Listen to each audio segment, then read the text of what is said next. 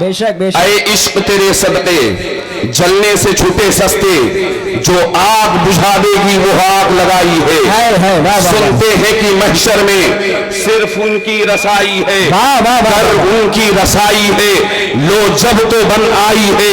سب صفے محشر میں للکار دیا ہم کو، اے بے قصوں کے آقا اب تیری دہائی ہے. بولو مل کے سبحان اللہ. اے بے قصوں کے آقا اب تیری دہائی ہے. قرآن کہہ رہا ہے لقد خلقنا الانسان فی احسن تقویم، ہم نے انسان کو اس کو بہترین شکل و صورت والا بنایا ہے. قرآن کہہ رہا ہے تم سے بہتر کوئی نہیں ہے. اللہ نے تمہیں دو ہاتھ دیا ہے، دو پیر دیا ہے، سجدے کے لیے پیشانی دی ہے، سوچنے کے لیے دماغ دیا ہے، دل سے فیصلہ کرنے کے لیے سینے میں ایک انوکھا سرمایہ عطا کیا ہے. لیکن پانچ پیران کی بارگاہ میں آنے والے طیور مسلمانوں، ہم نے اپنے بیٹے کو پیدا کیا، ہم نے ایک ڈاکٹر بنا دیا، ڈاکٹر بنا پڑھا لکھا کر کے ڈاکٹر بنایا. ہم نے اپنے بیٹے کو پیدا کیا، ایک اچھا انجینئر بنا دیا، پڑھا لکھا کر کے پیسہ کمانے والا بنا دیا. لیکن ہماری عقل وہاں تک نہیں گئی جہاں قرآن کہہ رہا ہے. قرآن کہہ رہا ہے کہ قرآن کہہ رہا ہے قرآن کا انسان بنا دو. جب قرآن کا انسان بن جائے گا وہ چلے گا تو کہے گا غلامان مصطفیٰ آ رہا ہے. انجینئر ہم نے بنا دیا، ڈاکٹر ہم نے بنا دیا، ایک اچھا اسکالر ہم نے بنا دیا، لیکن انسان نہیں بنایا. ایک انسان ایک ڈاکٹر بن گیا ہے لیکن ڈاکٹر کے اندر انسانیت نہ جاگ سکی.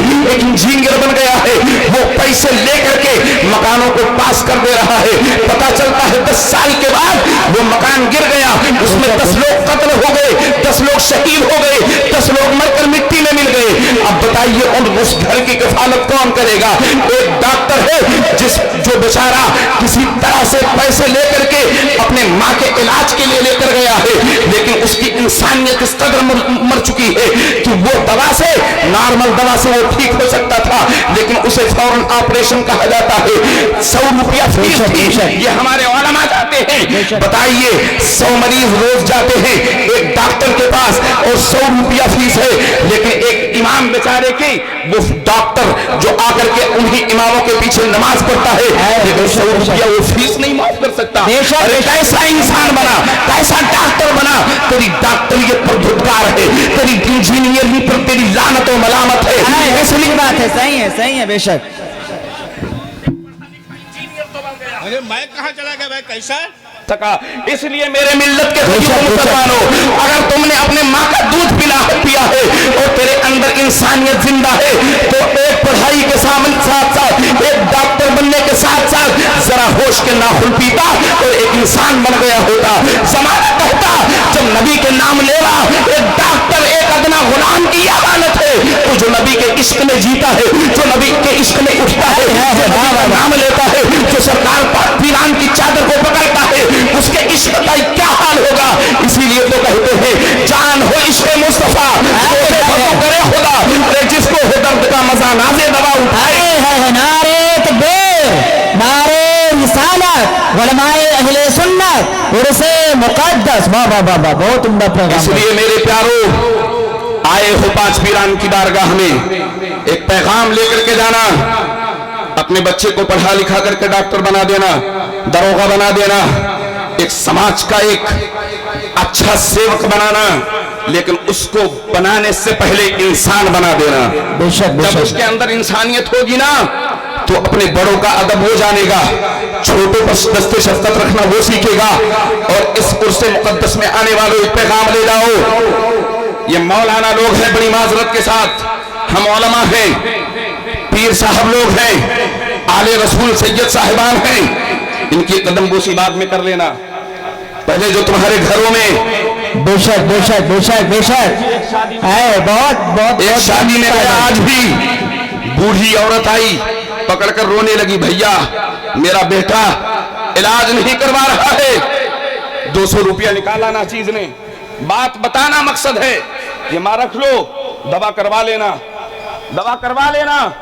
اس لیے ایک پیغام دیتا ہوں کہ اگر اللہ نے تمہیں دولت و سرمایہ عطا کیا ہے، سب سے پہلے اپنے باپ اپنے ماں کی دست بوسی کر کے ماں باپ کو راضی کر کے جنت خرید لینا.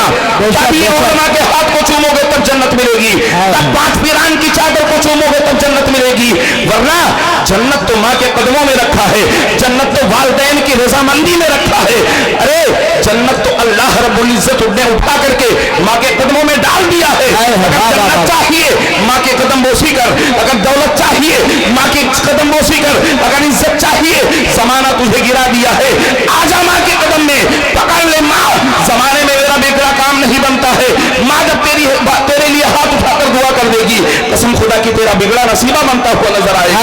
इसलिए अपने वालिदैन को राजी करके दुनिया भी बना लो, आखिरत भी बना लो। इसलिए मेरे मिल्लत के गरीब मुसलमानों, आपको एक पैगाम देना चाहता हूँ कि अगर आप पढ़ लिख करके अगर इंसान बने हो तो इंसान के साथ साथ इंसानियत भी अपने अंदर पैदा कर लो। इंसानियत पैदा कर लोगे, आपको मालूम हो जाएगा कि उलमा की ताजीम कैसी करनी है। एक फल लेने, आप फल लगाते हैं, आप डॉक्टर हैं, आप बस आखिरी बात में कह करके गुरुसत हो रहा हूं, आप कोई भी कारोबार करते हैं, कपड़े की दुकान है, ये जब उलमा जाया करें आपकी बारगाह में हस्बे इस्तिताअत इनकी खातिर तवाज़ु करके इनको राजी कर लिया करो। लेकिन आप एक और बहुत अहम पैगाम जो तमाम अहले सुन्नत के नाम कारी उस्मान साहब क़िबला ज़ियाई बड़ी माजरत के साथ, यह हमारे उलमा हमेशा फ्री में दस्तयाब रहते हैं, लेकिन जब उलमा हमारे जाते हैं तो आप लोग इनके लिए फ्री में दस्तयाब नहीं होते हैं। बेशक बेशक सही बात है। ये आपके लिए हमा वक्त मौजूद है, ऐसे आपको भी जरूरी है कि इनके लिए हमा वक्त मौजूद रहें। बेशक बेशक सच्ची बात है भाई। कारी साहब क़िबला, सब्जी लेने जब हम लोग जाते हैं तो जो सबसे खराब सब्जी होती है वो मौलाना लोगों को दिया जाता है।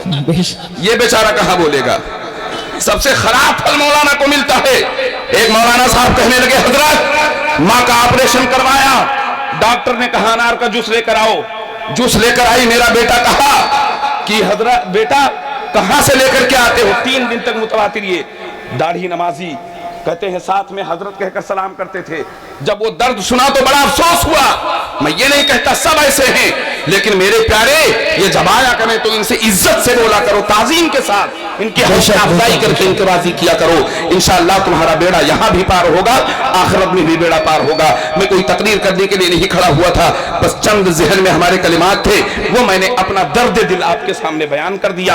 आप कबूल करना ये आपके ऊपर है, मानना न मानना ये आपके ऊपर है। अल्लाह ताला हमें कहने से ज्यादा अपने वालिदैन की खिदमत की तौफीक और रफीक अता फरमाए और उलमा की ताज़ीम की तौफीक और रफीक अता फरमाए और तमाम अहले सुन्नत को मसलक आला हज़रत, मसलक अहले सुन्नत, मसलक अहले हक़ पर चल करके जिंदगी गुजारने की तौफीक और रफीक अता फरमाए। वमा अलैना इल्ला अल बलाग। अस्सलामु अलैकुम व रहमतुल्लाहि व बरकातहू। वालेकुम अस्सलाम। माशाअल्लाह, देखिए हजरत की आमद बसादत हो रही है, आप तुम्हारे होकर इस्तेमाल कर लीजिए।